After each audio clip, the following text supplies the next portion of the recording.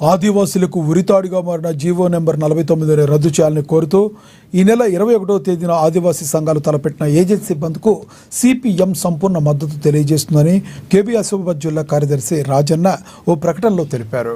కేంద్ర ప్రభుత్వం కనుసాయిగతో రాష్ట్ర ప్రభుత్వం తీసుకొచ్చిన జీవో నెంబర్ 49ని వెంటనే రద్దు చేయాలని ఆయన కోరారు.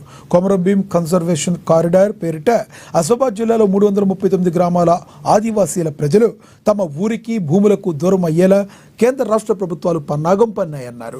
రాజ్యాంగంలోని 5వ షెడ్యూల్లో 1/70 పీసా చట్టాలను ఉల్లంఘిస్తూ ఈ జీవోను తెచ్చారని మండిపడ్డారు.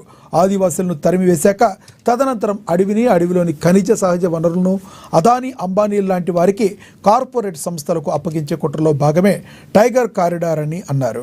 అడవిని నమ్ముకుని బతుకుతున్న ఆదివాసీల పట్ల ఇంతటి కఠిన నిర్ణయం సహించరాదన్నారు.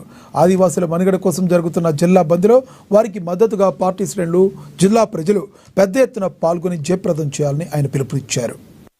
30వ తారీఖు నాడు రాష్ట్ర ప్రభుత్వం విడుదల చేసినటువంటి జీవో నెంబర్ 49ని రద్దు చేయాలని రేపు 21 తారీఖు నాడు ఆదివాసీ సంఘాలన్నీ కలిపి బంద్కు పిలుపునిచ్చినాయి. ఈ బంద్లో సిపిఎం పార్టీ సంపూర్ణంగా మద్దతు తెలియజేస్తుందని సందర్భంగా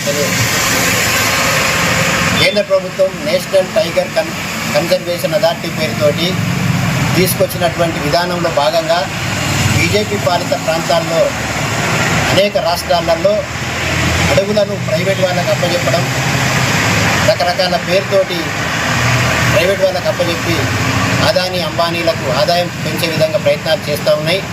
దాంట్లో భాగంగానే కొమరం భీం జిల్లాలో జీవో నంబర్ 49 తీసుకొచ్చి 339 గ్రామాలని ఖాళీ చేయించి ఆ గ్రామాలని కార్పొరేట్ శక్తులకు అప్పచెప్పాలనేటువంటి కుట్ర జరుగుతూ ఉన్నది. దీనికి వ్యతిరేకంగా ఆదివాసీ సంఘాలు